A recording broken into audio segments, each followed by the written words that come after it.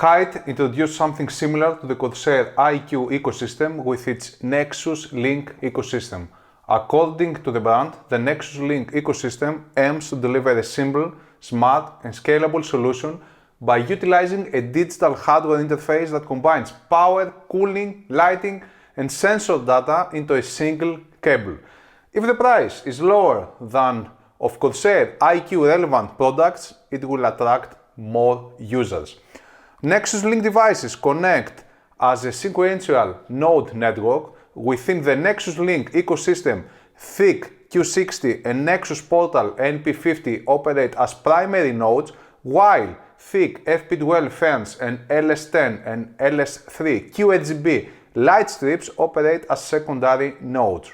Every node in the network is equipped with its own microcontroller, enabling two-way communications between the Hyte Nexus software and Nexus Link hardware nodes. Nexus Link consists of two interfaces, Nexus Link Type-C, used to connect nodes via cable, and Nexus Link Type-M, used to magnetically connect nodes directly to one another. Legacy PWM fan control is also supported by Nexus Link with optional breakout cables. Nexus Link Amp Scale manages the network expansion of the Nexus Link ecosystem. This real-time algorithm monitors the number of system network devices and protects controllers from overcurrent. AmpScale automatically recalculates and distributes the available current for expanded power delivery and alerts users when capacity needs to be adjusted. After explaining the basic terms of the Nexus Link ecosystem, let's examine the THICC FP12 performance fans, one of which I will evaluate in this review. These fans can be connected via Nexus Link Type-M channels or a legacy 4-pin PWM channel, allowing you to utilize any of the existing controllers of your mainboard headers. Their thickness is increased to 32 mm and Hyte states that they can be used either as case fans or for cooling solutions.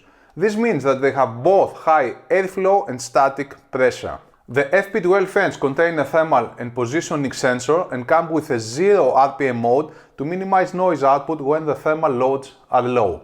The box has a photo of 3 fans connected without using any cable at its face.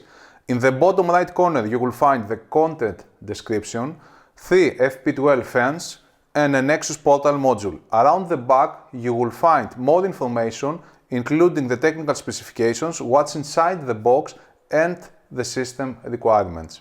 Everything is neatly arranged into the box. A smaller box contains the increased number of cables that accompanies the fans and the controller.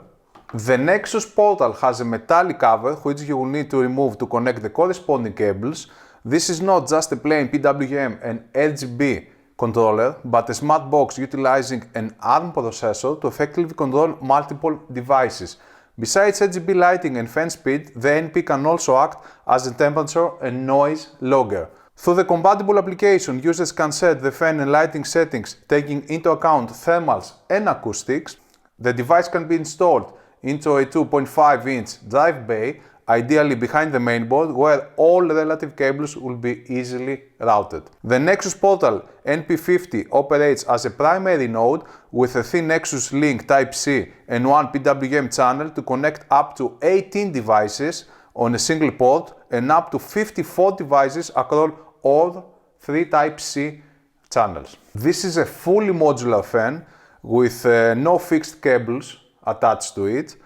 Its build quality looks good and the white color with the black blades make a nice contrast. There are rubber pads on the corners for reduced vibrations and the power outputs are covered with a grommet to protect from accidental short circuits. You have to download the Nexus app to fully exploit the capabilities of the Nexus Link ecosystem. This software package is quite large at 400 MB. At some point, it should follow Corsair IQ's philosophy where the basic package is small and it only downloads the required packages according to the installed compatible hardware parts that it finds. I use a fan performance measurement apparatus to evaluate cooling fans. This is a highly sophisticated scientific instrument made in Taiwan by Longwin.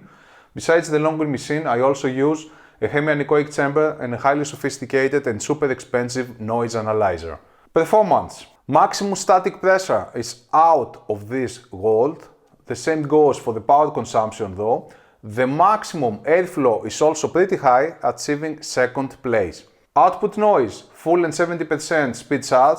This is a high-speed fan, so noise output is increased at full speed and 70% of its maximum speed. Frequency plots, 10% fan speed, peak frequency 80 Hz, responsible for the increased noise at 10% fan speed, 20% fan speed, peak frequencies 1.6 and 2 kHz, loud frequency 100 Hz, 25% fan speed, peak frequency 1.6 kHz, 50% fan speed, peak frequency 800 Hz, 75% fan speed, peak frequency 1.25 kHz, loud low frequency 250 Hz, and full fan speed, peak frequency 1.6 kHz. Signal recordings, I have recorded all signals and I have enabled automatic gain control to make it easier for you to reproduce them.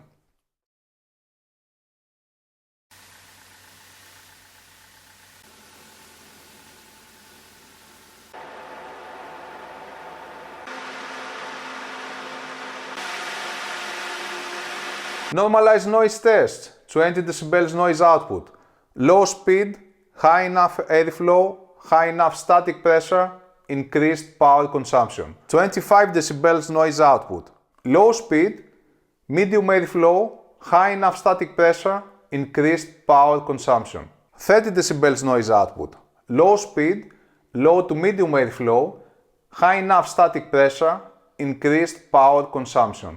35 dB noise output, low speed, low airflow, high enough static pressure, increased power consumption. 40 dB noise output, low speed, low airflow, high enough static pressure, increased power consumption. 45 dB noise output, top speed, top airflow, top static pressure, sky high power consumption. Advertised vs real performance, the maximum speed is a bit higher than advertised, and the same goes for the static pressure, which is insanely high. The claimed airflow is very close to the maximum reading I got, while power consumption is higher, not by an alarmingly high difference. Lastly, it is nice to see a realistic noise output claimed value. The difference with what I measured was only 1.4 dB with the fan spinning at full speed. Kudos to Hyte for providing realistic performance and noise output data. The Hyte THICC FP12 achieves a top static pressure performance while its airflow is pretty good.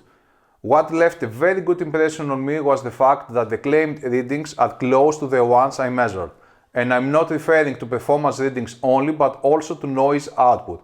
Usually, brands and manufacturers are over-optimistic when it comes to noise measurements, but Hyte was pretty close, which is something that I rarely encounter in my reviews and evaluations. The price of the 3-pack FP12 fans is decently priced at $80, while with a smart Nexus Portal NP50 controller, it increases to $110, which is also a good price given that you get the ARM-powered controller for only $30 more.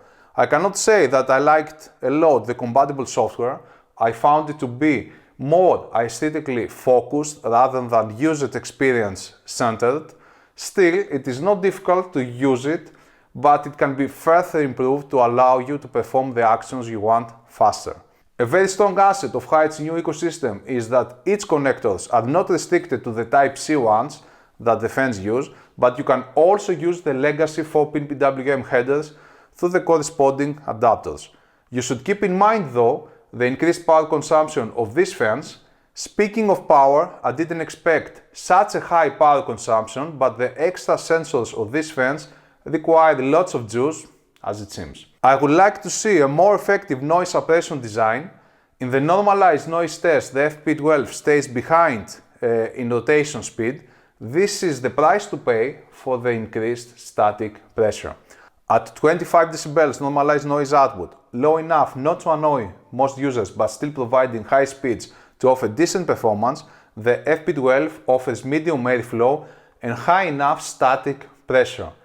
The only issues are the increased power consumption and the fact that the FP12 is the thickest among all fans, measuring 32 mm, so you might face problems if you pair them with a thick 38mm radiator. You will need more than 70mm of space for such a combination. The Arctic P12 Max shames all other fans with its bottom low price, good performance and increased bearing lifetime. If you want something that won't empty your pockets, the P12 Max remains a top choice. You should keep in mind though that some users report noise-related issues, which probably have to do with differences in production batches. You should not expect a $10 product to be able to fully cope with 2 or 3 times more expensive products. To check all alternative fan offerings, read my best cooling fans article on hwbusters.com before investing in new cooling solutions. You will also find the full review of this fan on hwbusters.com. That is all, guys. Bye bye.